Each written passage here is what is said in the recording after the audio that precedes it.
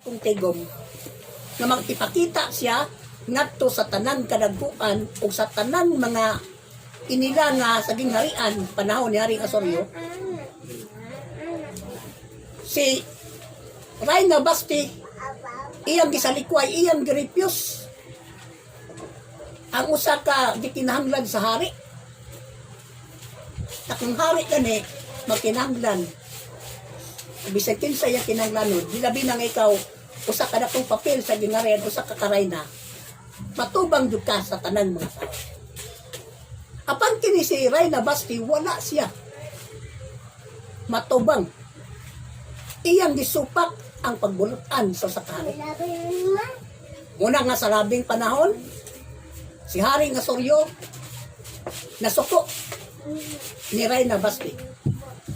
Og nanginahanglan sila og usa ka magtatambag, mga balaod nga sakop sa Medyang Persya nga iya kining sultihan may tungod sa problema sayang Reyna at si Basti. Apan ang usa ka aligasyon nga gihimo sa usa ka magbabalaod, usa ka magtatambag ingon si Reyna Basti wala lang makasala diha sa gingharian, apan nakasala usab siya nahimo siyang sayop nga panag-ingnan sa tanang babae. Nga sa to pa nga ang tanang babae nga musupak ngadto sa iyang bana. Sa to pa dito nagsugod nga ang babae misupak sa iyang bana. O mi-order kini si Haring Asoryo nga sige gikan karon dili na si Reyna Basti maoy usa ka reyna sa mong gingharian. Dili sa dapit sa gingharian ni Haring Asoryo. Ug tungod ni ana iyang gisulatan ang tanang mga lumupyo sa gingharian nga kinahanglan nga ang lalaki mo'y masunod sa iyang bana. Tungod lang to sa inungdan nga si Reyna Basti wala musugot nga wa hibalibad siya nga gipatabag sa hari. Muna nagsulat si Haring Asoryo nga sa tibok niyang lalawigan sa iyang gingharian nga ang masunod mo ang bana. Kaya nagpakaulaw kini sa kalalaki. O sa to pa di ay mo ni hinungdan po nga doon ay mga asawa po nga mo'y magbuot po silang bana, pero kung atong subayon ng Biblia, ang bana may magbuot kayo sa babae. Saan sa bang paagi nga si Esther o si Hadasa nahimong magluwas sa gingharian pinagi sa tabang sa Ginoo. Sa diha nga wa na si Reyna Basti sa iya nga posisyon, sa labing madali nagpili sila og mga babae nga makapuli ni Reyna Basti. Kinsa may gipili nini? Napilian kini si Esther o si Hadasa nga mao'y napilian nga mahimong puli diha ni Reyna Basti isip nga Reyna diha sa gingharian ni Haring Asoryo. Apan kini si Mardukyo o si Esther kini si Esther sinagot. Apang gisultihan kini si Esther nga ayaw pagsaba nga ako nagsagop nimo ikaw usa ka Hudiyo. Ayaw pagsaba na bisan kinsa. O gituman ka na ni Esther. Sa diha nga si Esther dito na sa mao nga Reyna na siya na Haring Asoryo, miabot ang problema. O sa may problema nga natubangan nila Mardukyo o ni Haring ni Esther o sa Reyna. Ang problema tungod kay adunay usa ka tawo nga ginganaghaman kini saman kaliwatan ni Agag. Ug atong tanaw ng history ni Agag usa ka hari nga dautan.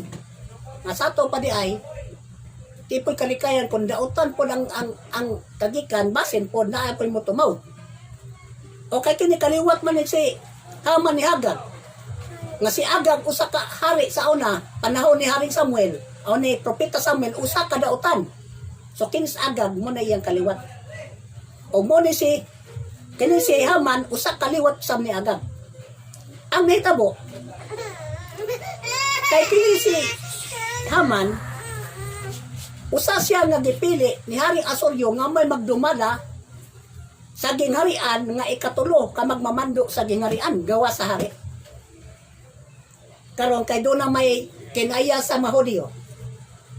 Samtang si Haman na nakaplasta na isip nga ikatulong magmamando sa gingharian, o right hand back ni Haman, o right hand din si Haman. Ang tanang mga tao nga makakita kang Haman, mulod. Napasabot mo yukbo. Apan kini si Mardukyo, si Mardikay, inag-agi ni Haman, nga usa kasi naliga ni sa hari, dili mo yukbo. Saon sa mang paagi nga di man siya muyukbo. Tungod kay ang tinaya sa mga Hudyo, dili sila muyukbo. Dili sila muyukbo. Og ingon anak nga mga tao nga ilang yukbuan. Sama sila rawan, uban pa nga muyukbo sila. Kay ang mga Hudyo, mao kana ang royal people. Nga pinasahi sila nga mao ay tugyanan sa Ginoo na sa kaluwasan. Karon nasuko kini Haman sa ato istorya, nasuko si Haman. Pagkasuko ni Haman, nagdumot siya ni Mardukyo. Karon pagdumot ni Mardukyo, iya lang gihilom na. Apan ang plano ni Haman, ipapatay niya ang tanang mga Hudyo nga sakop sa lalawigan sa gingharian ni Asoryo, ang dapi sa Susa may kapital sa mangyang gingharian. Nga dito ang daghang mga Hudyo. Ang nitabo, kini si Haman, mihimo siya og paghangyo sa Haring Asoryo. Mahal nga hari, mabuhi ka. Nakuyangyo nimo nga ang tanang mga Hudyo ipapatay tungod kay wa mo yukbo diya sa imong mga pamalaod. Munyamingon po sa Haring Asoryo. Ana-anak kanimo ang katungod. So ikaw nang magbuot niya anak. Unya sa unang panahon, ang mga sulat sa unang panahon, silyuhan ka na sa hari, o silyuhan usab na ka na sa mga opisyal sa hari, ang maong balaod, nga ka na ipadaga na mong balaod, nga walay makahimo na walay makalibkas ang balaod. Kay ka na balaod sa Media o sa Persya, nga dili nagdausbon. Kung ka na silyuhan na sa hari, di nagdyo na usbon ang mong balaod. Kana ipatuman yun ang balaod. Apan kini si Mardukyo, nasa nahimo diya sa gingharian ni Haring Asoryo. Kung sa man nahimo ni Mardukyo.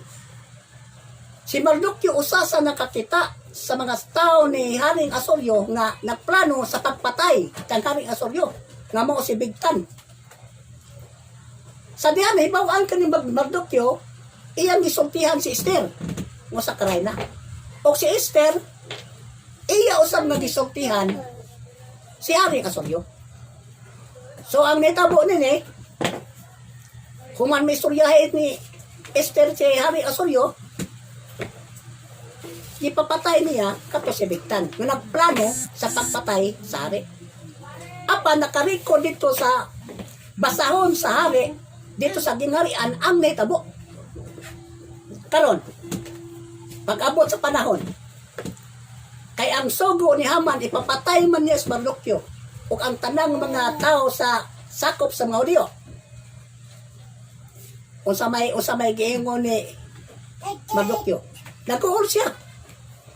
Pagkaguhol ni Mardukyo, ang nitabo, ang simbolo sa una kung ikaw magsubo, magbisti ka og sako, kanang murag sako tiyo sa mga kanang murag panit na sa mga kanding, panit sa manap mo na gitawag mga sako.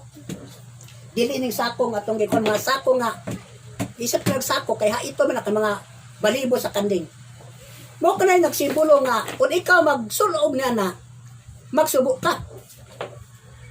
Kalo kini si Mardukyo, bisag gibawalan sa balaod nga dili siya magsulob sako diya sa gingharian sa ni Haring Asoryo, nagsulob siya.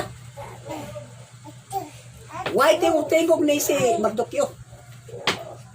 Ang nitabo nini, kantong Eunuko nga nagbantay kang Esther nga mga babae, nga Eunuka, misulti nga si Mardoqueo nagsulob og sako. Ang gibuhat ni Esther, ang ginanga, padad ito biste si Mardoqueo. Kanang nindot na biste. Musulob si Mardoqueo. Kay nagsubo si Mardoqueo tungod kay patyon man ni Haman ang tanang mga Hudyo nakaliwat. Tuon man, may balik katong sulugo ni Esther, gisultihan siya. Na si Reina Esther, gisultihan nga muna na si Mardoqueo wa musul og sakot, wa musul sa biste. Ay nabo, ang nitabo, si Reina Esther may padala siya usa ka tao, usa ka nagbantay niya sulugoon nga pagsusi unsa man yung hinungdan. Nganong dili man siya musul-ob og biste nga akong ipadala. Ang hinungdan muna nga gisultihan nga si Haman nagplano sa pagpatay sa tanang mga Hudyo. Muna ang gisulti din muna itubag ni Mardoqueo sa verse 14. For if you remain completely silent at this time, relief and deliverance will arise for the Jews from another place, but you and your father's house will perish.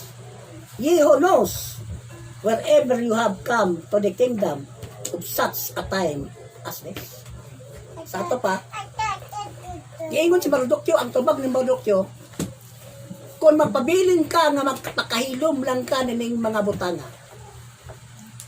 ang Ginoo mogamit og laing mga tao nga muluwas sa mga katawan, sa imong mga katawan. Apan ayaw hunahunaan nga makaityas ka. Kay ikaw Hudyo man ka, ayaw hunahuna nga makaityas ka ug ang imong pamilya nga makaityas sa gahom sa kamatayon. Muna'y mensahe ni Mardoqueo ngadto kang Esther. Unya maingon pa gipunan pa ni Mardoqueo ni Mordecai.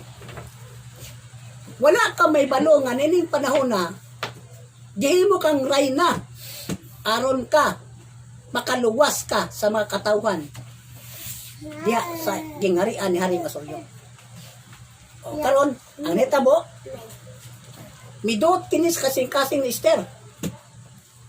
Og iyang gisugo ang mga tao, mga Hudyo sa Susa nga magpuasa sila tulog adlaw. Unya si Esther kon magpuasa pug tulog adlaw. Unya kay di man ka makaduol sa hari kung dili ka patawag.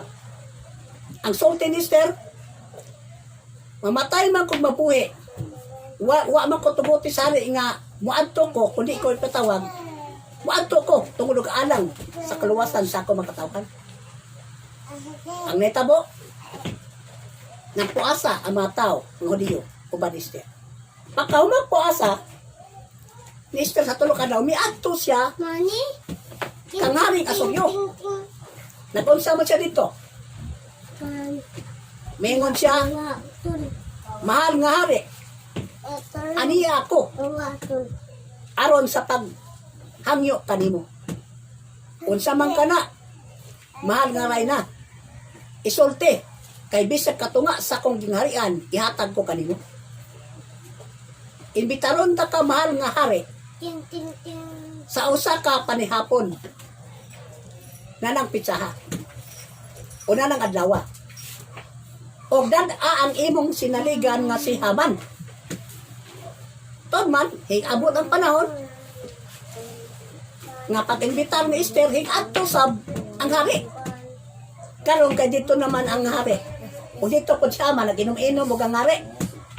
Nadiya si Esther. Nadiya po si Mardoqueo.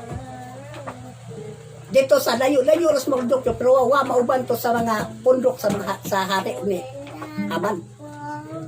O sa may natabo na itong istorya. Ay natabo na itong istorya.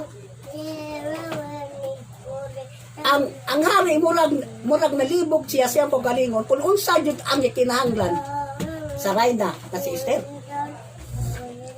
Karon kay nabasa man Ipahiling sa hari ang listahan sa mapangitabo sa gingarian.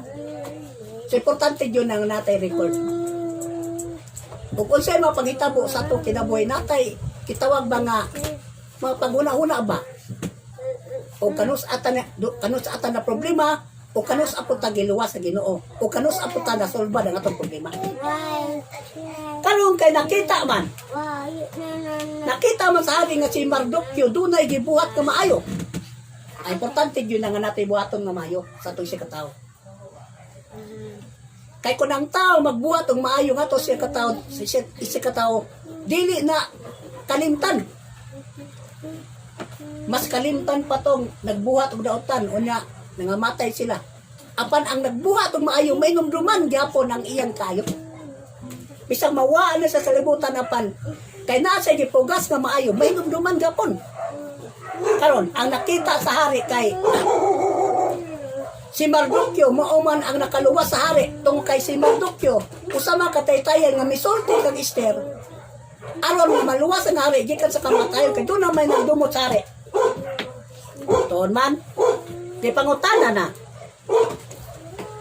si Reyna Esther ni Asoryo nga mahal nga Reyna unsa may imong tuyo ihangyo ka na akong ihangyo kanimo atong tan-awon ning punto akong ihangyo kanimo mahal nga hari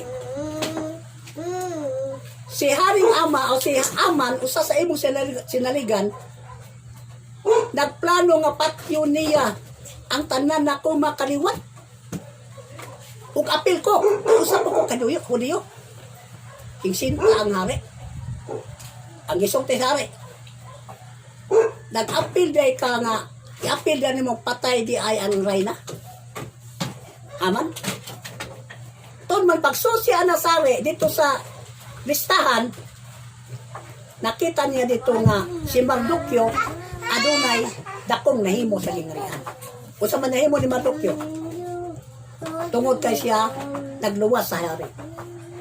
So importante ang usa ka tawo nga mag-alagad sa Ginoo duna say mahimo bisag tan-aw sa uban murag way bili basta nagbuhat og maayo doon na yun na epekto nga maayo nga resulta kato si Mardukyo igo ra mo to yung report ni Esther nga na napatay sa hari mo na to namintan to apa na yung ingon ni Esther o ingon ni Mardukyo nga siya patyon siya ni Aman si Aman naghimo nagbitayan nga pila to 22 ka metros ang gihabugon kay bitayon si Mardukyo bitayon ni Haman karon kay gipangutan naman si Aman ni kuan ni Asoryo nga unsa may gante sa sakatao nga nagbuhat og maayo mingon to nangutan ng hari na si Haman man gipangutan na pero wa may sa Haman nga si Mardukyo na blind si Haman nga si Mardukyo maoy bot pa sa bot kay noon mo nakaluwas ari ingon pod si Juan Haman gantihan siya maayo sunuban siya mga maayong mga biste mingon pod si Haring Asoryo akon mao kana kay si Mardukyo mao man nakaluwas sa akong kinabuhi buhata ang imong gisulti sunubi si Mardukyo og harianon nga biste og singsing nga bulawan og isuroy sa tibuok gingharian sa gingharian og ipaila ang iyang buhat nga mayo.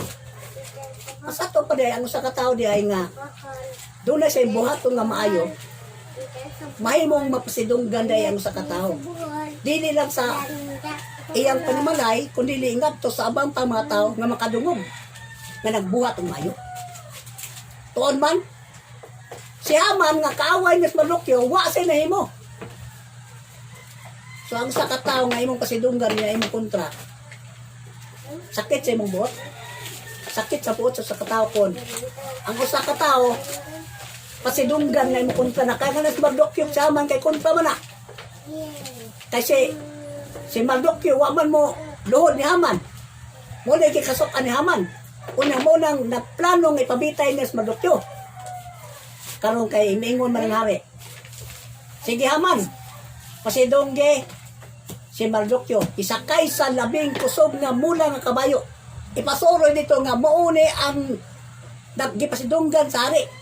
Disuluban si Mardukyo ug harianon nga biste.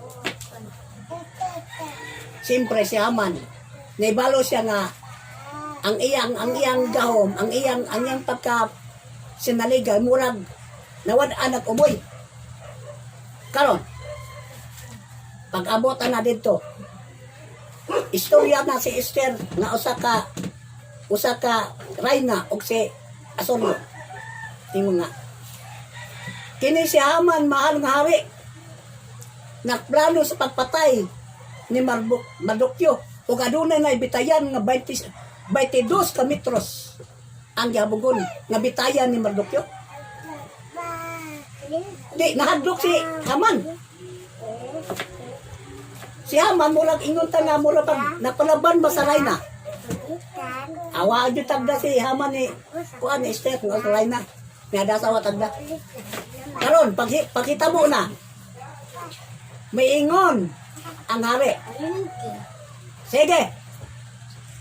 Bitaya si Haman ngadto sa iyang gihimong bitayan nga para kang Mardukyo. Adto bitaya si Haman. So, naunay si Haman sa iyang gihimong nga bitayan. So ang taong mga daoktan, ang taong nga nagluto sa mga tao, ang taong nga nagdaog-daog sa mga Kristiyanon, anay giingon sa panid sa laing kasulatan sa Biblia. Nga ang panimalos dili iya sa tao kundi dili iya sa tao. Hinoon iagi pa jud og daghang mga problema ang tao. Ngano man giagi magdaghang problema ang tao? Una, makabot na to ang tinguha nga malingkawas kita gikan sa karisdanan. So ang Kristohanon kinanglan mo antos jud ay. Ang Kristohanon kinanglan jud naa siya mga isinati nga mga pag-antos ug mopasang pata sa mga pagsulay sa kinabuhi. So ang nitabo, ibitay na to si Haman. Ang balaod kay di man mausap. Kang balaod sa media sa Persia nga gipirmahan ni Asolyo o silyuhan ni Asolyo o sa ni Haman nga ipapatay mo mga diyo. Di man mausap. So padaan mo na punto. Dahil mo na sa buglaing balaod, si Haring Asolyo, mingon. Sige. Paibawa ang tanang mga kaliwat mo, Mardukyo, nga pasukulon sila sa mga tao nga muadto ang pagpatay kanila sudso sa kadaw. Di naman ito mabakwi sa hari kay Gibsilyo naman ito nga ipapatay ang mga kuan. Mga Hudiyo, tanong ko diyo. So naghimo og laing balao ng hari nga pasukulon sila. Tuon man sukol. Sukol ang Hudiyo. Ang natabo nini, motong panahon ng si Mardukyo, nahimong pinasidunggan sa gingarian, kung nahimo siyang ikaduhang magmamando sa gingarian, kung nalipay ang mga Hudiyo. Kung sa may punto diya, nga itong nakuha. Ang nakuha ng punto, nasabihan ang tao, nas karisdanan, ang Ginoo nag-andam na daan, o kaluwasan sa iyang problema. Kunata sa mga Kristiyanan, bisan unsa mga Kristiyanan nga atong nasugubangan, giandam na sa Ginoo ang paagi nga makalingkawas kita sa mga Kristiyanan. Ngano man, kay ang Ginoo mao man ang Ginoo sa tanang maginoo. So dunay panahon nga di masabtan ang mga paagi sa Ginoo. Amen. Makaingon ta nga ay lisod naman ko karon. Yan ako sa pandemic, lisod na, wanay trabaho. Wata kay boss pamaagis Ginoo. Kay doon na po'y panahon sa bagyo, sa ano mga panahon. Paborito sila, nga dato sila. So doon ay paagi ang Ginoo nga, ipalingkawas niya ang iyang mga katawan para sa nakanalaing karisdanan nga masugumangan sa tao. Matubangan sa tao. Karon, unsa may nitabo? ang Ginoo nagluwas sa iyang mga katawan.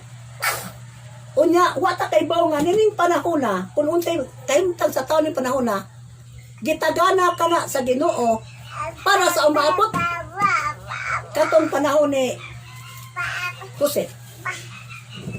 Sa diang gibaligya siya nga to sito. Usa man nitabo. Nag-una si Jose aron maluwas ang iyang mga kaigsuonan, mga kaliwat. So si Esther, usa ka rayna, natuyo to, ginaboto sa Ginoo nga naawa to si Rayna Baste, aron mapuli si Esther nga usa ka rayna sa gingharian, kay si Esther mo'y gitagana aron sa pagluwas sa iyang mga katawan. So di ta kay balo nga doon na pagi ang Ginoo. Tingali na kagibutang ng dapita. Makiman gibutang ako ng dapita.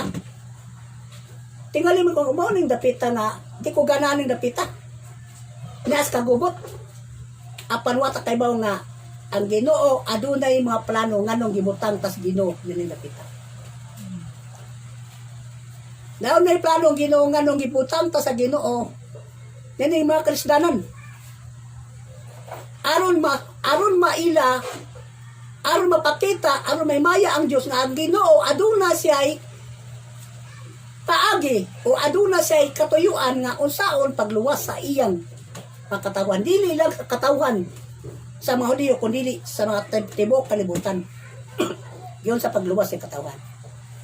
Muna, ang importante, una, kinanglan mapasidunggan na to. Doon na tayo mga buhat nga makapasidungog na to sa Ginoo. Napatay gibuhat nga nakapasidunggan na tong Ginoo. Magbuhat ta nga papasidunggan na tong Ginoo. Bisag usa ka gamay. Di nakalimtan sa Ginoo ang mabuhat nga maayo. Si Mardukyo, niwawa ra to niya nga isumbong siya nga na mo patay, wala to sa una-una. Apan wala kalimti sa hari. Gituyo sa Ginoo nga maablihan ang libro sa balaod nga mouna nagsaysay nga si Mardukyo mooy nagsumbong nagluwas sa hari. So natong panahon na napasidunggan si Mardukyo. O natong panahon na si Haring Esther, si Esther mo sa karayna nahimo siyang rayna tungod kay di mo ta sa rayna apan tungod kay Ginoo nagbutang ni Esther anang dapita nahimo siyang rayna ang pagluwas sa tibok niyang mga kaliwat. So nahimo ka na. So napasidunggan ang Ginoo. So ang katuyuan sa Ginoo ipahinabok sa Ginoo ang katuyuan sa bisan unsa nga pamaagi. Naamanta sa karisdanan bisan unsang mata nga nahimutangan sa tao. Ang Ginoo magpasidungog. Ipahinabok sa Ginoo ang iyang katuyuan. Sa dali ipahinabok sa Ginoo katuyuan, ana nato makita nga dalaygon kayo ang Ginoo. Ano man tungod kay ang Ginoo tanaw sa tawo ano siya agianan. Apan kaya sa Ginoo ang pagbuhat og agianan. Amen. Siya nagbuhat sa langit sa yuta. Siya ang naghimo sa tanang kinabuhi.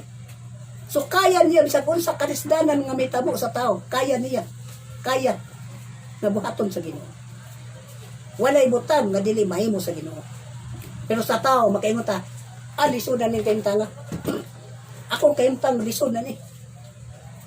Apan taluwas ka lisod, kinanglan mo pasar kitas mo pagsulay. Mubuhat ang kitang maayo, bisan nas kalistanan. Buhato na to ang maayo nga to sa itong sikataw. O sabitan unsan pamaagi, nga maayo mabuhat na to sa sikataw. Ang pagtabang sa itong sikataw. Sama ni Mardukyo, mitabang siya. Na doon ay tao nga malikawa sa kamatayon. Usa ka na ka maayong buhat nga makaluwas ta sa kagutom sa laing tao. Makaluwas ta sa problema sa abang tao. Dili kay atong kaugaling una-una. So ang gusto sa Ginoo nga mubuhat ang mayo. Tapos ang kinisa sa ka mga ilustrasyon ni Jesus. Adunay tutulong nga miagi. Kay katong sa katao nga gibanhigan man tos mga tulisan. Tulo ka klase sa tao kumiyagi. Parisiyo o katong libita mga kaliwat tos mga pare. Katong parisiyo mga himantayon to sila. mga tao nga inilas katilingban. Apan katong sa katao gilabyan lang. Pitan aura ang pare, tan aura ang libitay tan aura agian.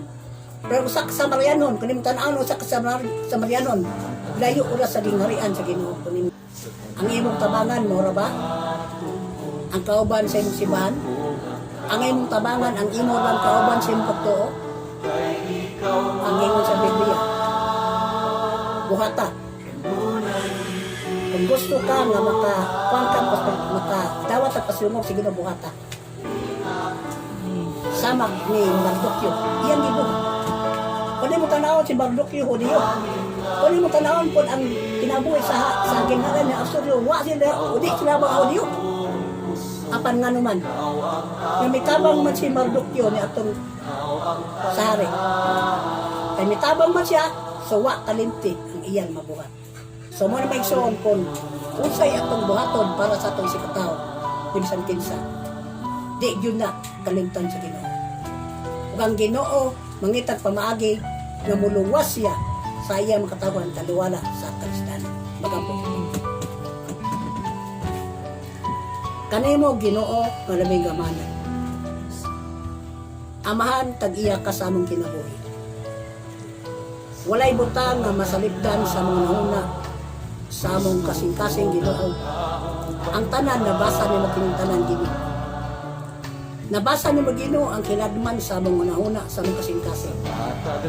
Apan amahan nagampo kami kanimo. Natudluan mo kami Ginoo sa pagbuhat ug maayo. Kay nabaluman kami Ginoo nga ikaw maghatag og paagi ang imong katuyuan aron pagluwas sa tagsa-tagsa ka kinabuhi.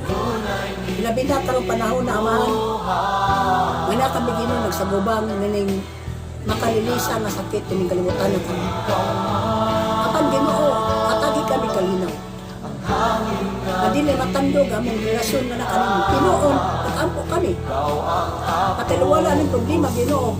Ikaw naghatag paagi nga makalingkawas kami gikan sa makayaw na kahimta. Sama sa kinabuhi Ginoo sa panahon ni Haring Asuryo. Si Esther Mardukyo, nag-ungaw sila sa kamatayon.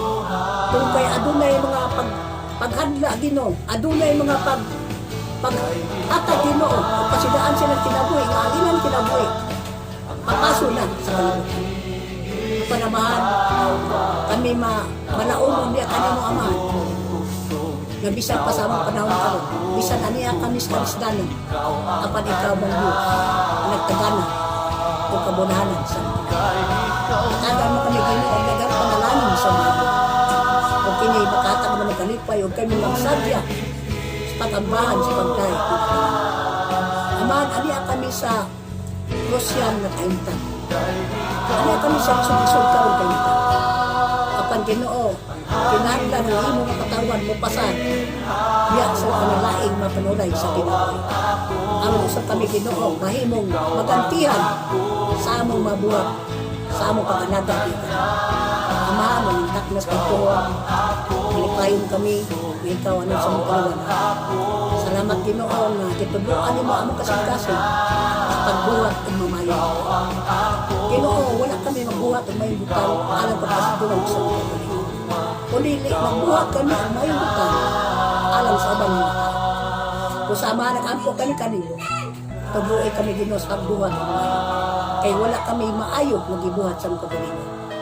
Kulili, ikaw lamang Ginoo ang magalihok sa mong kinabuhi, pinagis mong Espiritu, o magabuhat ikaw, kung daghang mabutan, mga milagro sa mga kinabuhi.